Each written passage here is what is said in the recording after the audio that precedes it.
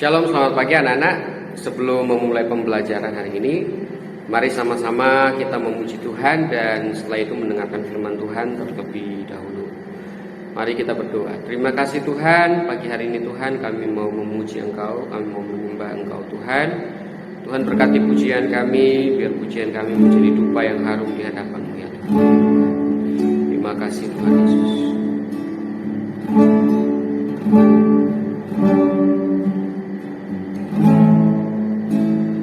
Tuhanku rindu masuk dalam hadirat-Mu, jiwaku menanti, bawaku mendekat kepadamu dalam kemuliaan yang kudus. Tuhanku rindu masuk dalam hadirat-Mu,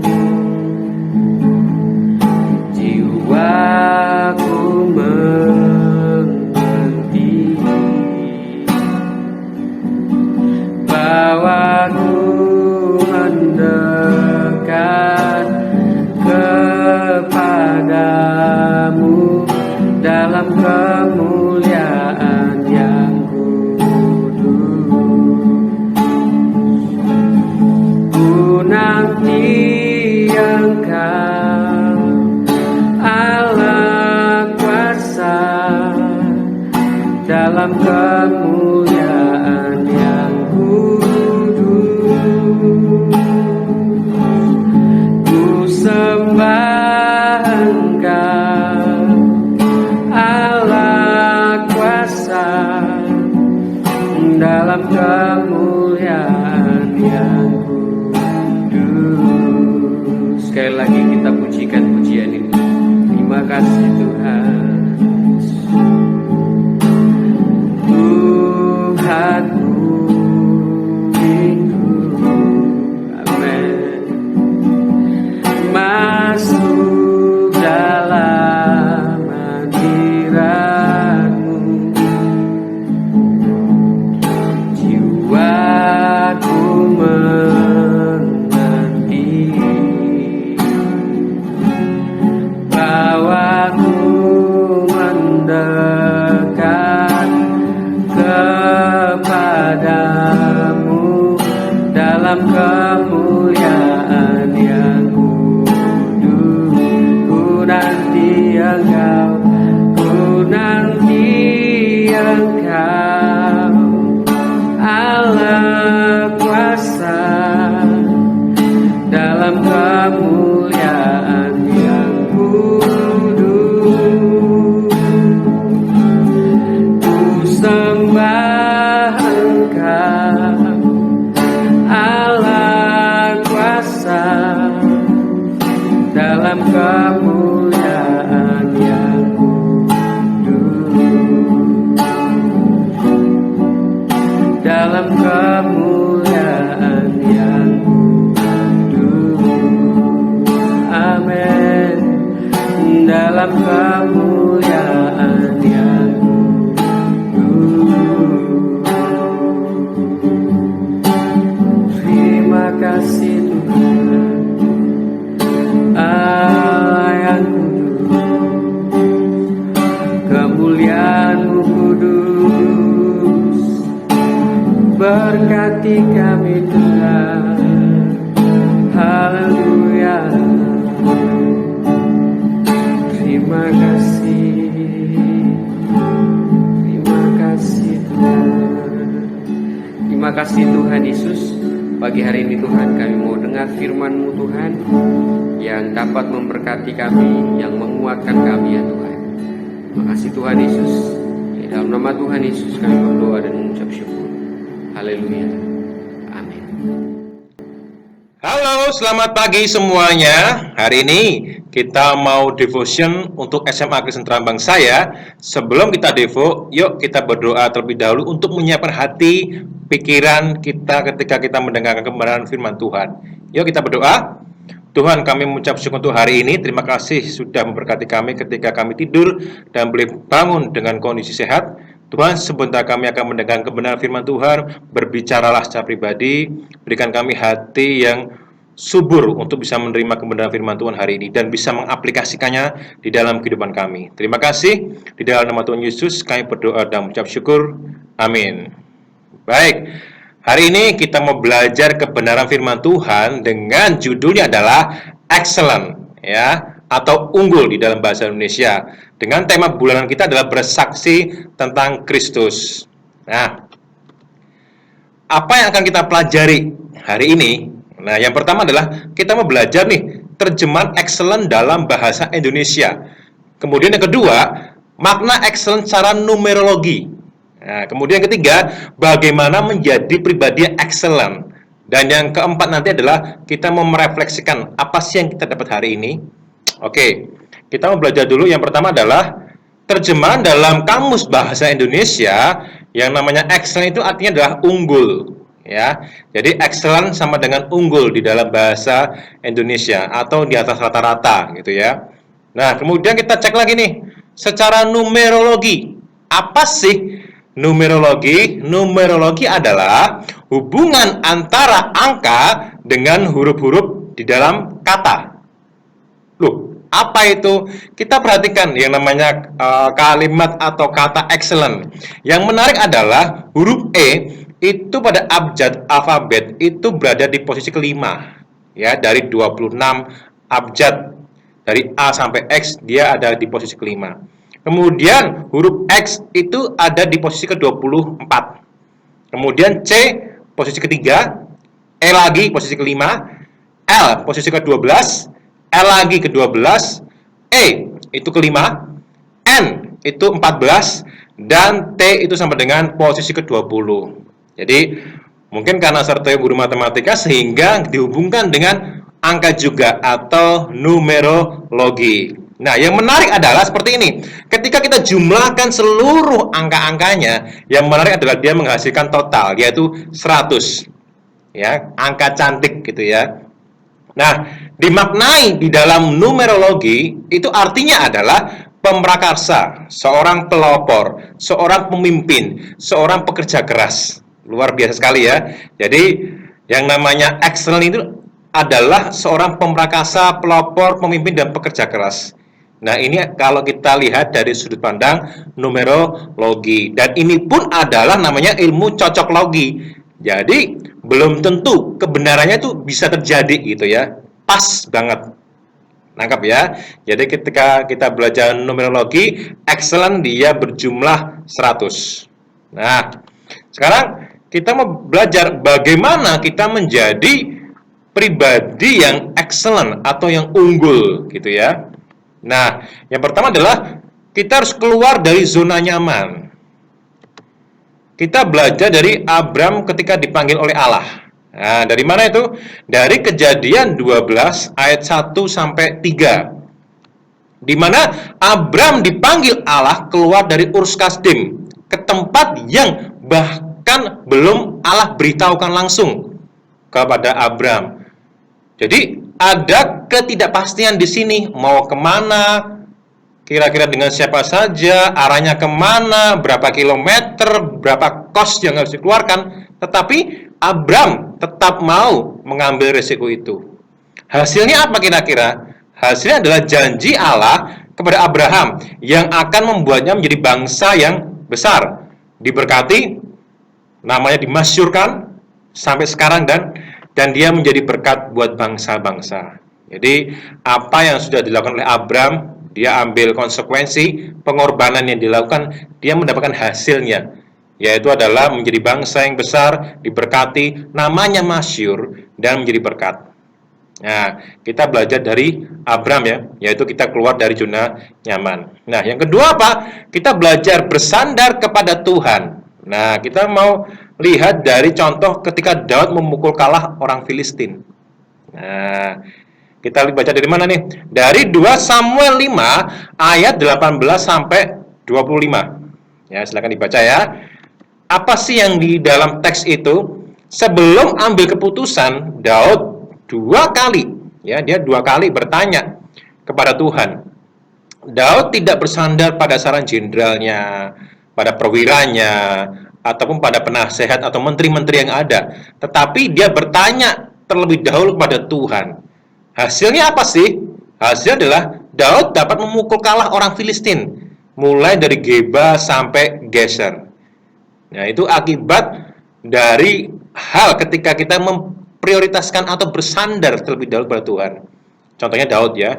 Jadi dia bisa mengalahkan. Kalau misalnya dia mengandalkan pemikiran dia sendiri, strategi dia sendiri, ya menggunakan strategi perang, menggunakan jenderal dia, menggunakan banyak tentara Israel waktu itu, kemungkinan pasti dia kalah. Ya. Tetapi Daud memutuskan untuk bertanya dan bersandar pada Tuhan. Dan hasilnya luar biasa ya. Dia bisa mengalahkan orang Filistin dari Geba sampai dekat Geser. Nah, sekarang kita belajar bagaimana kita menjadi excellent. Yang ketiga ya, yaitu kita tekun dan tahan banting. Nah, dari siapa ini? Dari pengalaman Yusuf. Ya, apa sih yang bisa kita dari Yusuf? Nah, oke, kita lihat di sini ya. Ada beberapa kronologi yang akan kita kupas di sini. Yang pertama adalah di Kejadian 37 ayat 22. Yaitu Yusuf dibuang ke sumur oleh saudaranya sendiri. Kira-kira sakit nggak ya ketika kita tuh disakiti saudara sendiri, dicampakkan, bahkan dibuang ke dalam sumur, sekalipun sumurnya kering loh ya. Tetapi kira-kira secara manusiawi sakit hati enggak ya? Nah, itu adalah pengalaman Yusuf pertama. Bagaimana dia disakiti oleh saudara kandungnya sendiri. Ya. Dan saudara-saudara tirinya dari beda ibu gitu ya. Nah, kemudian dari Kejadian 37 ayat 28. Setelah dia dimasukkan ke dalam sumur, Yusuf dijual saudaranya sendiri loh ya, ke orang Midian yang lewat waktu itu. Dia dijual. Tambah nyesek tuh kan ya. Oke, sekarang kita coba lihat dari Kejadian 37 ayat 36. Setelah dijual ke orang Midian, Yusuf dijual orang Midian itu ke Potifar. Ya, jadi Potifar itu adalah kepala pengawal raja. Jadi dia dijual ke Potifar. Nah, setelah dia bekerja di rumah Potifar, dia menjadi pribadi yang baik, menjadi kepala, menguasai segalanya kecuali istri Potifar. Di Kejadian 39 ayat 17 tertulis di situ Yusuf difitnah oleh istri Potifar. Lihat, dia kerja baik loh. Ya, dia gak macam-macam. Dia bekerja dengan sungguh-sungguh, dia bekerja untuk kemuliaan nama Tuhan. Tapi dia difitnah oleh istri bosnya. Ya, tentu bosnya marah ya, pasti akan membela istrinya. Wajar manusiawi. Akibatnya apa? Di Kejadian 39 ayat 20, Yusuf dimasukkan ke dalam penjara.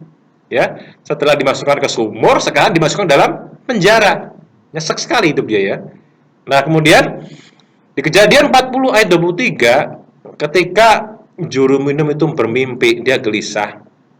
Yusuf mengartikan mimpinya bahwa dia akan diangkat kembali oleh raja untuk memberikan minuman lagi. Ternyata Yusuf tidak diingat oleh kepala juru minuman yang telah diartikan mimpinya. Dia nggak diingat loh apa yang sudah dia lakukan dengan tulus mengartikannya. Ternyata nggak diingat. Dari serangkaian kejadian pengalaman hidup Yusuf, semuanya nyesek banget, ya. Betapa pahitnya hidupnya Yusuf. Itu dia kira-kira ketika dia dibuang di sumur sampai Kejadian 40 ayat 23, dia dari 17 tahun gitu. Hampir sampai 30 tahun. 13 tahun dia harus mengalami yang namanya ujian hidup. Dan menariknya adalah di firman Tuhan tidak ada dikatakan bahwa Yusuf itu bersungut-sungut, tidak. Dia marah, tidak. Tidak ada satu kata pun yang mengatakan dia benci, tidak. Nah, yang menarik adalah di akhir ceritanya itu adalah di Kejadian 41 ayat 43. Yusuf dilantik menjadi penguasa atas seluruh tanah Mesir. Jadi dia menjadi orang kedua di bawah Fir'aun. Di usia berapa? Di usia 30 tahun. Dari 17 sampai 30 tahun. Dia butuh waktu 13 tahun untuk menjadi orang nomor 2 di Mesir. Dan betapa pahitnya pengalaman hidup Yusuf. Tapi dia terus tekun, dia terus sabar, dan dia tahan banting. Dia kerja yang baik, tapi kena fitnah. Ya, kerja baik lagi, tapi nggak diingat. Banyak hal yang dia lakukan baik, baik, dan baik, memberikan yang terbaik, tapi nggak dianggap. Tetapi respon Yusuf adalah dia tak bertekun, dia tahan banting. Dia nggak mengeluh. Dan hasilnya adalah dia menjadi orang nomor 2 di Mesir. Luar biasa kan? Nah, sekarang kita belajar nih, bagaimana menjadi excel yang keempat, yaitu kita terbuka pada hal yang baru. Jadi kita memiliki open mind, set yang baru ya. Kita belajar dari mana nih? Dari Petrus mempertanggungjawabkan baptisan Cornelius di Yerusalem. Ya, dari mana? Dari Kisah Para Rasul 11 ayat 1 sampai 18. Bisa dibaca gitu. Ini satu konteks teks cerita gitu ya. Apa sih isinya? Awalnya orang-orang dari golongan bersunat berselisih pendapat dengan Petrus karena beranggapan keselamatan itu milik orang bersunat. Ya, bisa orang Yahudi dan CS-nya, teman-temannya yang lainnya gitu ya. Tetapi ketika Petrus menceritakan semuanya, baru mengertilah bahwa pertobatan juga diberikan kepada bangsa lain.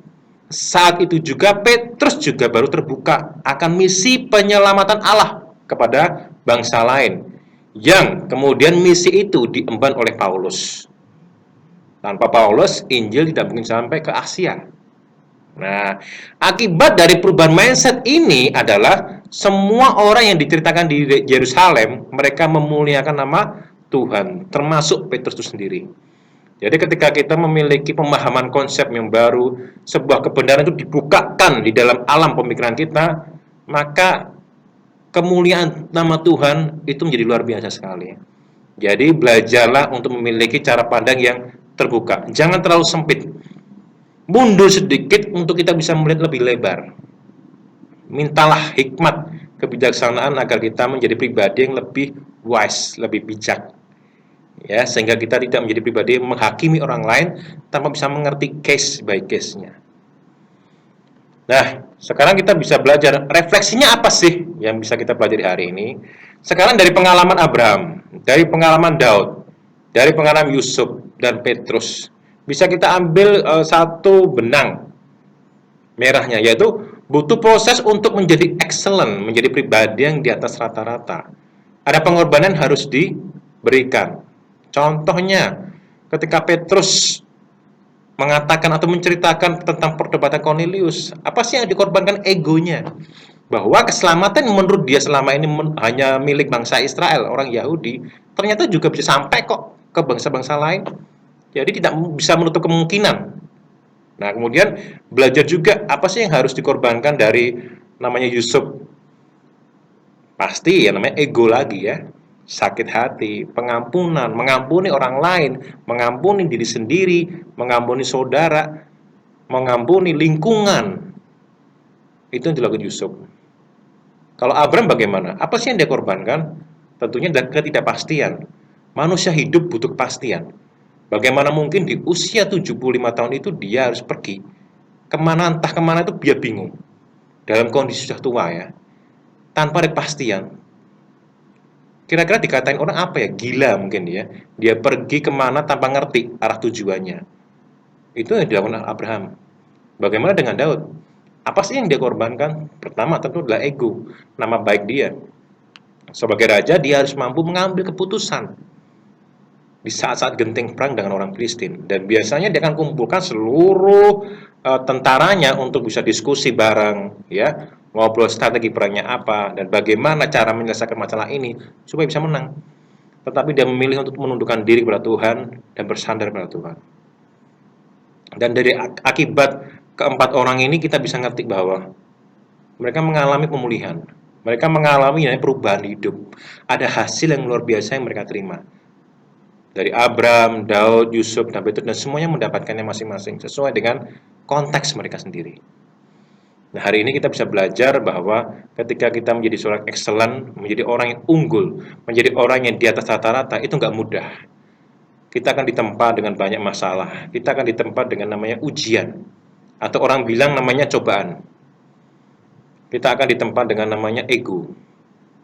Bagaimana respon kita? Apakah cenderung berespon atau cenderung reaksi? Hanya anak-anak yang tahu. Belajarlah untuk berespon yang baik dan tepat, dan minta tuntunan Roh Kudus, kira-kira aku sebagaimana. Gitu ya. Jadi hari ini kita bisa belajar menjadi pribadi yang excellent, baik di rumah, baik di sekolah, ataupun di masyarakat. Ya, selama PJJ pun kita menjadi seorang siswa yang excellent, siswa yang unggul di dalam apa? Di dalam hal nilai, di dalam hal kolaborasi dengan pengerjaan tugas bareng bersama kelompok, dan menjadi berkat buat orang lain. Sehingga akibatnya apa? Nama Tuhan dimuliakan melalui hidup teman-teman semua. Terima kasih. Tuhan Yesus memberkati. Yuk kita berdoa ya. Tuhan, kami mengucap syukur sekali untuk hari ini. Terima kasih ketika Tuhan bisa memberikan kami contoh dari 4 orang yang mewarnai kehidupan kami, dan kami minta Tuhan berikan kami hati pribadi yang excellent, pribadi yang unggul, dan mau untuk bisa berubah secara mindset. Kami mau ditempa hidupnya sekalipun dalam kondisi susah seperti ini. Ajari kami belajar dari hal kecil dan setia dalam hal kecil. Terima kasih Tuhan Yesus. Engkau berkati kami satu hari ini dari pagi sampai siang nanti. Ketika kami semua akan belajar dari jarak jauh, Engkau berikan hikmat, kepintaran, kecerdasan lebih dalam kami belajar menangkap setiap materi yang diberikan oleh guru. Terima kasih. Di dalam nama Tuhan Yesus kami berdoa dan mengucap syukur. Amin. Terima kasih. Tuhan Yesus memberkati.